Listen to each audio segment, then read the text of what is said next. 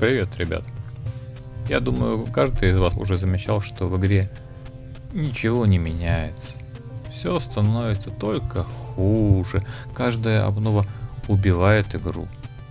Ну, согласитесь, что большинство из вас думает, именно в таком ключе. Допустим. А я вам расскажу свою тайну. Вот я не играл 3 года. Сейчас вернулся. Последнее, что было в игре на тот момент, это локация болота. Там недавно алтарь появился. Кстати, мое видео о нем до сих пор еще актуальное и просматриваемое. И установив игру, у меня через 3 года начинает слегка плавиться мозг вот этих всех новшеств, понимаете? Их просто очень много. В какой-то момент захотелось уже сделать именно это видео. Гильдия героев спустя 3 года. Рассказать о всем хорошем и всем плохом. Шучу. О всем плохом, конечно, не получится, да и не буду, потому что такой цели у меня нету. Давайте так. Видео о том, что не изменилось, но что раздражает. Начнем с хорошего или по порядку. Неважно. В общем, открываем город слева направо и смотрим, что, как, куда. Регата. Самая первая. Она нам немного разнообразит PvP, форсирует использование и прокачку питомцев, дает какие-то вкусные плюшки. Прям вот очень вкусные плюшки. Как минимум мы можем собрать скины, вставить в них усиляющие книжки, которые нам падают с ивентов. Например, один сет для боевой части, второй сет для опыта, третий для золота. Или просто сделать 2,5, как кому нравится. Следующее. Тренировка наемников. Это просто отличная альтернатива монеткам за рейд босса. Особенно, когда ваша гильдия, она слабее вас, и с боссов вам капают какие-то копейки. Кстати, я тут видел скриншоты от топов. Им с одного только наемника дает этих монет в разы просто больше, чем если они всей гильдии убьют одного РБ. Воины гильдии.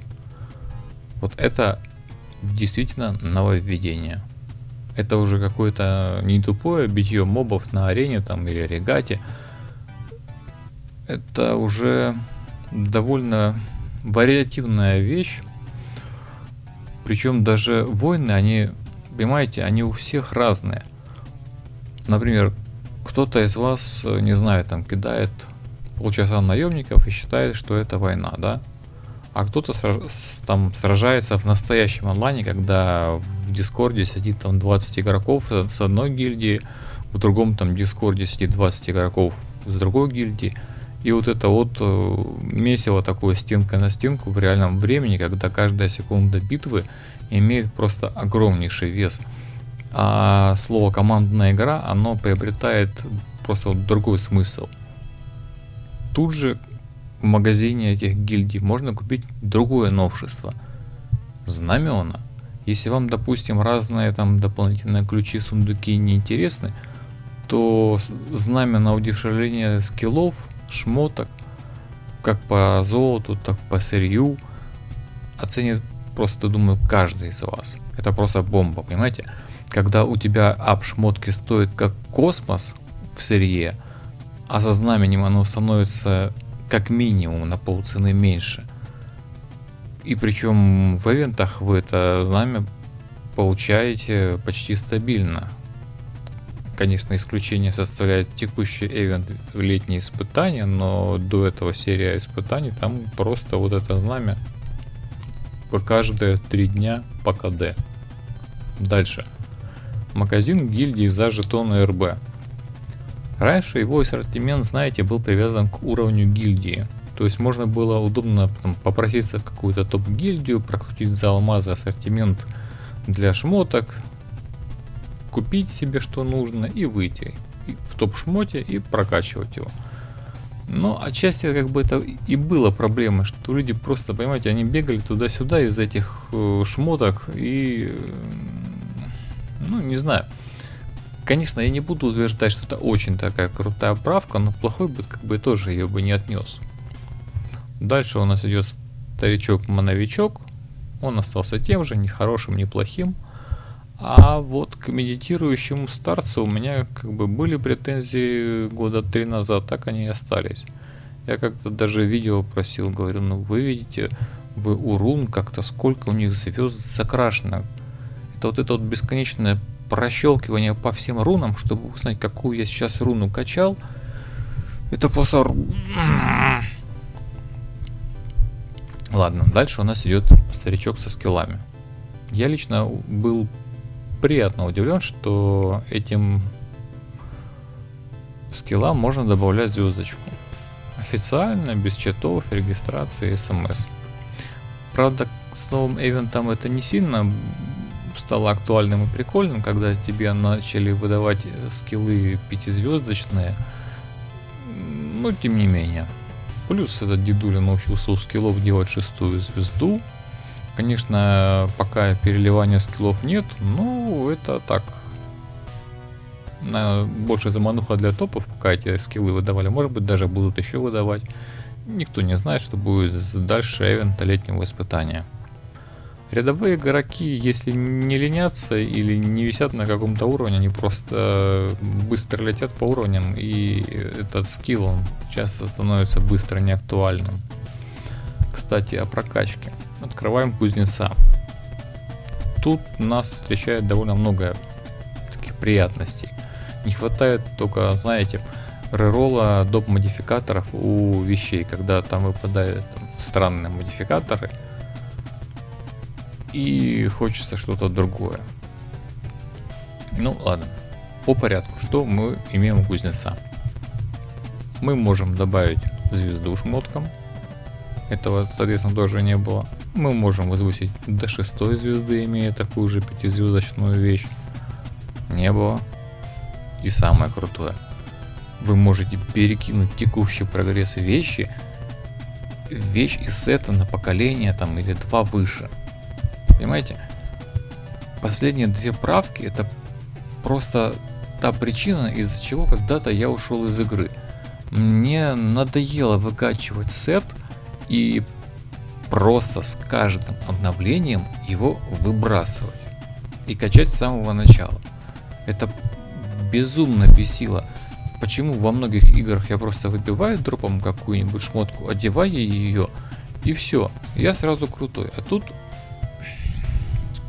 ну ладно.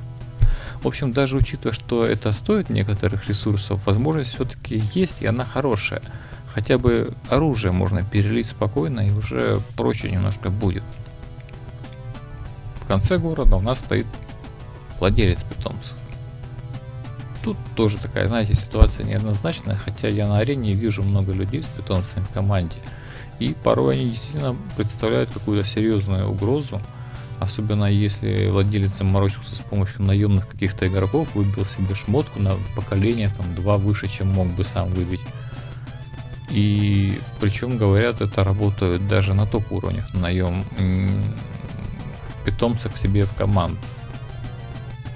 Ну и, наверное, самое последнее, о чем я хотел бы сказать, что тот самый ивент, про который я говорил, точнее, это серия мини-ивентов. Естественно, что они разные. Естественно, что они все содержат в себе совершенно разный набор наград. Кстати, перевод в английской версии мне нравится больше. Я не помню, как он называется. Я как-то один раз включал английский интерфейс. В общем, в этих ивентах можно с космической скоростью получить болванки для шмоток и скиллов на порядок другой выше, чем вы можете выбивать в подземельях на своем же уровне мощи. Причем шмот идет сразу с 4 звездочками, скиллы там с 5 звездочками. Может быть, это временно, пока не ведут переливания, кто знает. Плюс в этих ивентах выпадает тьма различных плюшек, как из наград за этапы, так и из и из ячеек самого ивента. Там руны, шмотки, бустеры, руда, голда. В общем, относительно халявный источник халявы, скажем так. Еще раз говорю, сейчас идет ивент летние испытания. Он немножко другой. Тут меньше халявы, но она тоже есть. И она тоже своеобразная. Раньше таких ивентов не существовало в принципе. Ну и в принципе почти везде появилась возможность какого-то моментального боя за билетики, то есть рейда. Часть из них можно получить в той же регате, что-то за уровень випа, что-то в сундуке торговца, когда накопишь достаточно ключей из ивента. В общем, как вы видите, на самом деле проделана огромная работа. Есть правки, есть много новшеств. Нельзя сказать однозначно, что с каждой обновой становится все только хуже. Понимаете? Какая-то обнова, она идет для игроков. Какая-то больше для разработчиков. Ибо согласитесь, если вы ярый фанат, не вкладывать денег в игру, то откуда разработчикам брать зарплату для ее развития и оптимизации? Кстати, по деньгам у меня тоже были как вопросы, так они и остаются. Выходит, что даже если я захочу задонатить, мне надо вложить сравнительно большие деньги, настоящие деньги. Но при этом есть альтернатива. Я могу поиграть неделю в другую по партнерской программе и получить также сравнительно большое вознаграждение в виде алмазиков. Поэтому, так, неоднозначненько. Дальше по оптимизациям.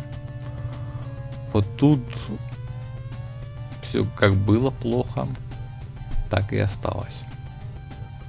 Чтобы не топить за какую-то конкретную игру, в сравнении с гильдией героев, назовем ее абстрактно там TNK.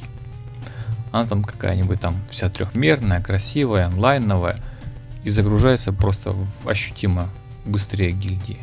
Она работает на моем старом третьем Самсунге, а гильдия героев уже нет. В общем, на самом деле тут можно очень долго говорить, можно составлять очень большие чек-листы. Поэтому, если случайно какой-то разработчик досмотрел до этого момента, подумайте, пожалуйста, все-таки что-то в сторону оптимизации всего, интерфейсов, загрузок, прогрузок. Тяжко.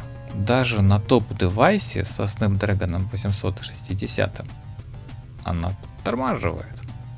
Например, если Матерь Пауков выпускает все свои 3 потомства, то FPS начинает так серьезно проседать. В общем, я на этом буду закругляться. Это было тестовое видео обзора, что изменилось за 3 года с моей личной точки зрения. Если вам интересна моя подача, если вы видели мои прежние видосики, ставьте лайкосики, заказывайте темы в комментариях, а я на этом буду с вами прощаться и до новых встреч. Пока!